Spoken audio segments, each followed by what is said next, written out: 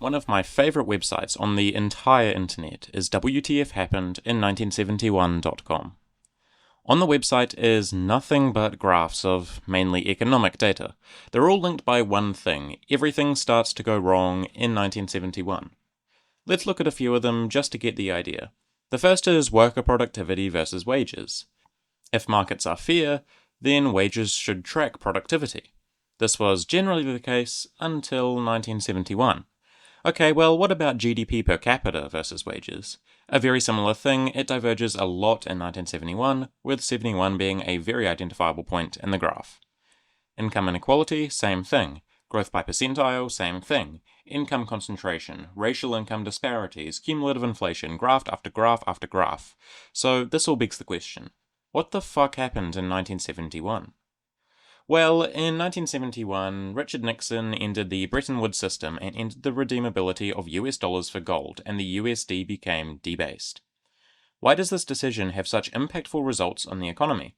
Well, what I'm going to do is go one by one through the graphs and explain how each of them is caused by the delinking of the USD from the gold exchange standard. Firstly, how does debasing a currency stop wages from tracking productivity? Well, the answer has to do with increases to the money supply. To understand it, you need to understand how the Fed prints money.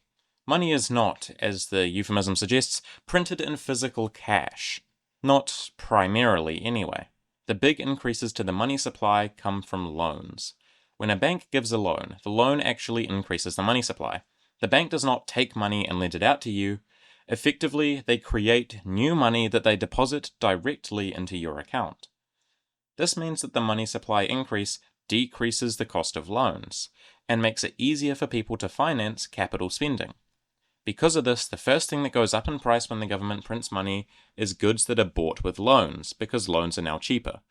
This means, like, manufacturing plants, cars, houses, etc. If you couldn't quite follow, TLDR, when the government prints money, fixed assets go up in price first. This price increase does not trickle down to wages in any meaningful way for quite a while, because nobody pays for wages with credit. But assets go up a lot. If assets go up in price, so do consumers' goods, so despite wages not going up, consumers' goods go up in price a lot. This increases productivity, but wages stay the same. In a currency based on some commodity, gold, Bitcoin, whatever, the government can't print money, which is the cause of this whole loop. That's something of a pattern you'll start to recognize as we go through. Real GDP per capita versus wages has the exact same issue. Real GDP includes investment in these sorts of assets, whereas wages don't go all that much up in real terms, so workers lose out again. Income inequality is a bit different. One of the most pernicious crimes of fiat currency and money printing by the Fed is that saving becomes more or less impossible. You cannot save money and have the purchasing power that you started with. Saving loses you money in real terms. You can invest and keep your purchasing power, but investing is a fundamentally separate thing to saving. Investing requires that you take on risk. Poor people have to pay for the increasing prices of goods, meaning they don't have leftover money that they can save. For people who are able to save very small amounts of money, that still doesn't really help, because you either have to bear risk and invest the money to be able to beat inflation, or you just have to save it in dollars and just lose your purchasing power over time. This is what exacerbates the wealth gap. Commodity money, so Bitcoin, doesn't have this issue, as commodity money doesn't lose value anywhere near as fast as fiat. You don't have to be an expert investor to keep up with inflation and increase your general wealth if you're on a gold standard. You can just hoard gold under your mattress and more or less retain your purchasing power. The exact same thing applies to income growth.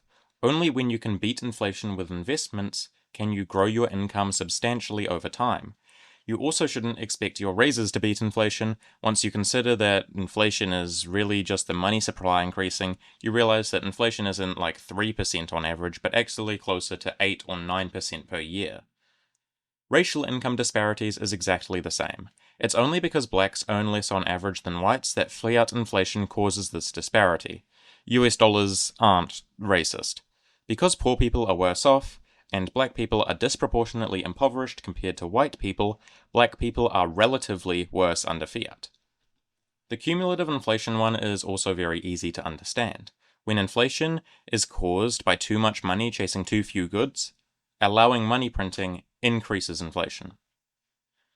I wanted to make this a short video because I wanted a digestible way to understand why moving off of fiat was bad for economic reasons. There are a lot more terrible things about fiat currency, so if you want to understand those, then subscribe and you can see that when they come out, and I'll see you in the next one.